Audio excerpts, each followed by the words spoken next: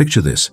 You're a defenseless villager in 12th century Japan, jolted awake by the rhythmic drum beats of an invading samurai army.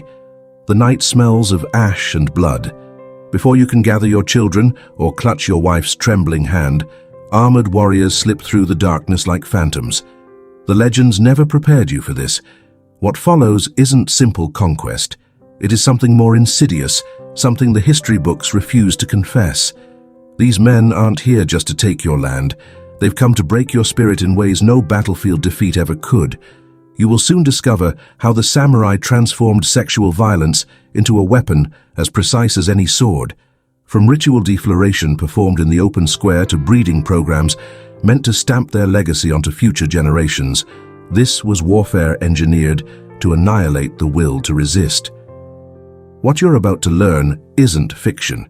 It comes from ancient chronicles, the Heike Monogatari, regional letters, Buddhist monastery records, and archaeological evidence meticulously unearthed after centuries of deliberate suppression. The Bushido code you've been taught to admire had a hidden twin. A system so calculated that every violation served a purpose: break the body, fracture the mind, and bend entire communities to a single will. In samurai eyes, nothing was more efficient than turning intimacy into a performance of domination. If they could violate your leader's daughters in front of you, what hope would you ever have of defying them? Entire villages were forced to attend these public degradations. Every tear and every scream was a message. You are ours now. Before we peel back the layers of this unspoken history, take a moment to breathe.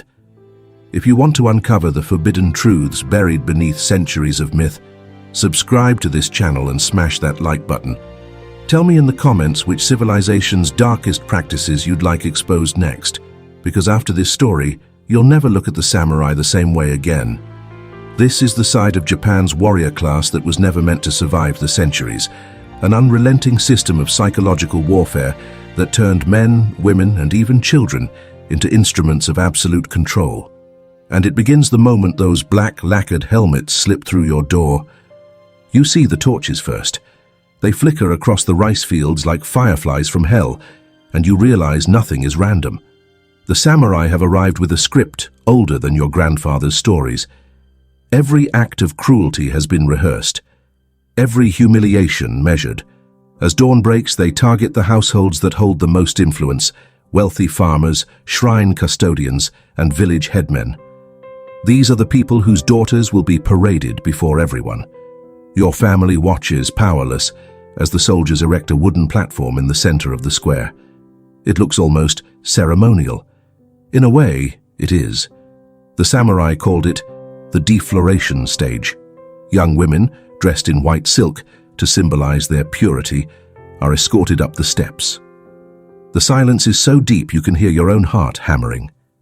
You try not to look, but you can't turn away.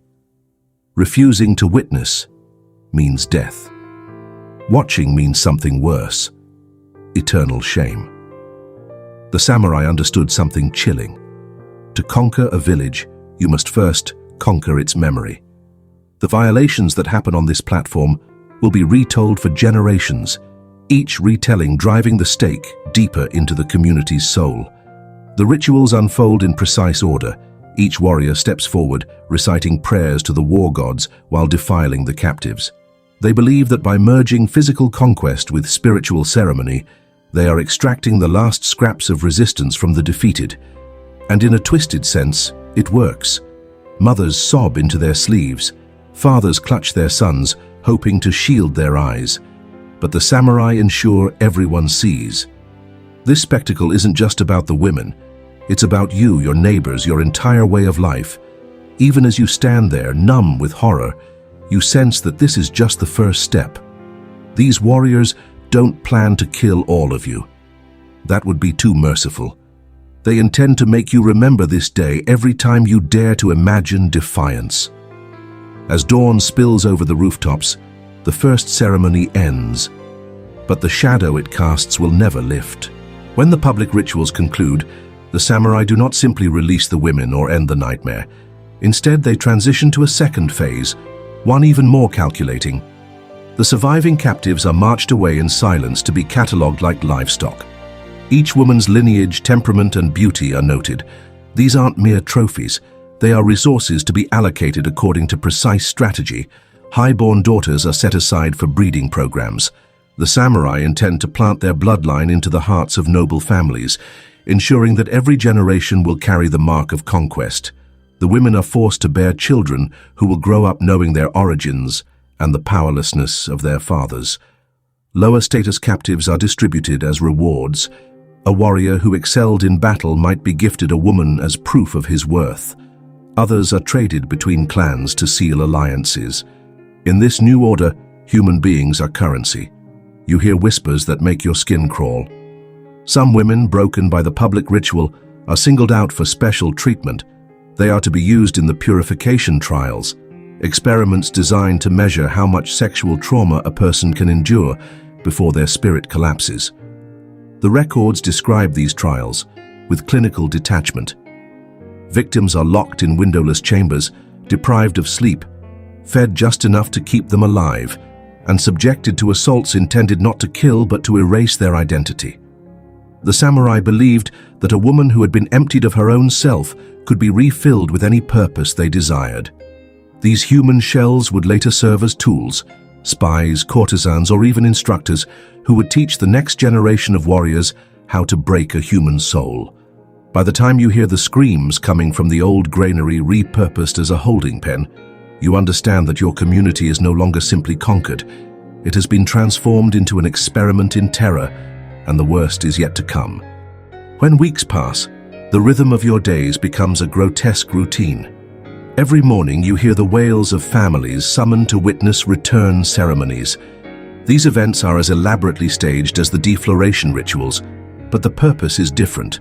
One by one, the samurai bring back women who survived the breeding programs and purification trials. You want to believe it's a mercy, that maybe these wives and daughters will come home and somehow be restored. But the moment you see their hollow eyes, you understand the truth. They have been transformed into living symbols of defeat. No one can pretend anymore. When a woman steps off the platform, cradling a child with the features of her conquerors, she isn't merely a survivor.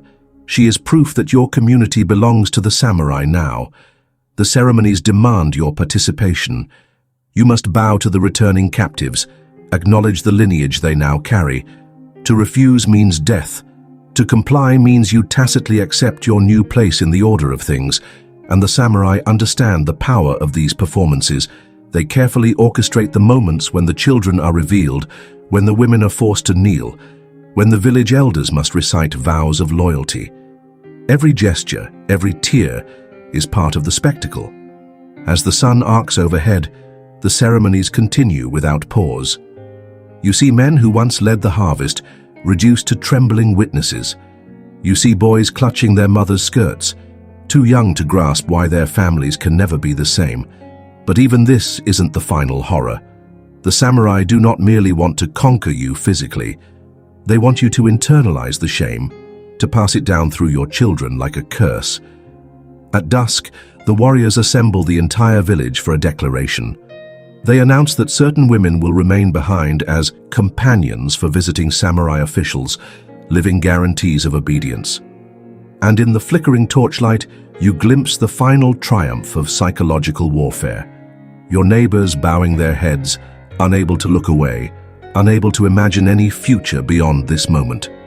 From that day forward, the memory of these ceremonies will overshadow every harvest festival, every birth, every marriage.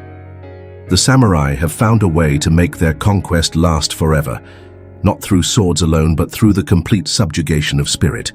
And as you return to your home, you realize the world you knew has ended. The months that follow bring no relief. Instead, they reveal the full scope of the samurai system. Women who once tended fields or mended clothes are now ranked in ledgers according to their perceived value. You overhear guards discussing the lists, which women earned better rations for their enthusiasm, which ones were punished for defiance. Some captives are granted silk robes and extra rice, others are starved or beaten until their minds fracture. The ranking system is diabolical. It forces survivors to compete for scraps of privilege.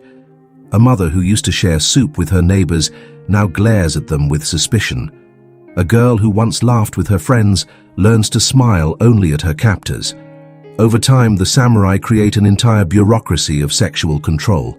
Every transaction is recorded, every punishment catalogued. Your village becomes a laboratory where the samurai refine their techniques. You hear that the most compliant women are recruited to help identify future targets. They know who among the neighboring villages has daughters of marriageable age. They know which families can be broken most easily. And so the system grows, each conquered community feeding intelligence into the next campaign.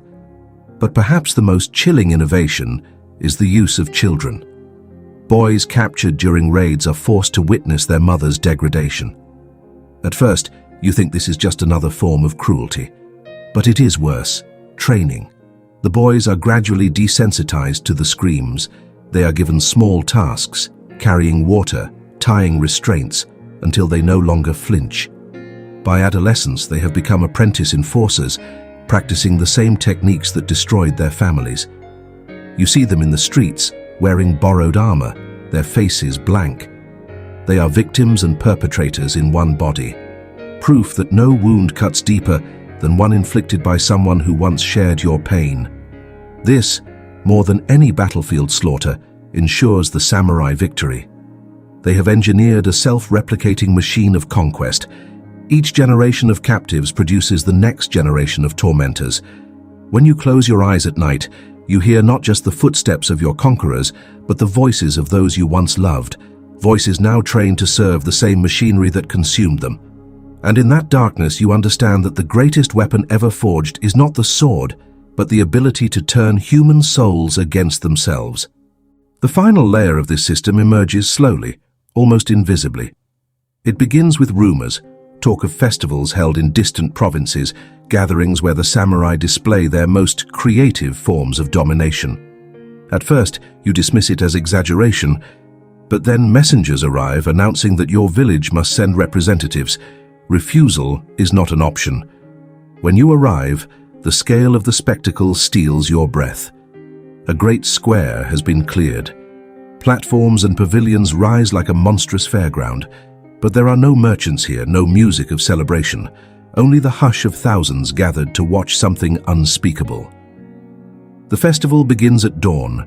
Clan banners flutter overhead as captured women are led onto the stages. Each is forced to reenact her subjugation in elaborate performances. Some are dressed as brides, others as priestesses, parodies of roles they once held in dignity. Judges sit at long tables scoring every act. The winners are awarded prizes, other captives fresh from conquered lands. This carnival of suffering is more than cruelty, it is propaganda. You look around and see men from your own village applauding, terrified not to. You see children whose eyes will never unsee these horrors. You realize the samurai have perfected their art. They have transformed trauma into theater and made it compulsory. As the sun sets, the prizes are distributed. Captives are traded like grain or iron.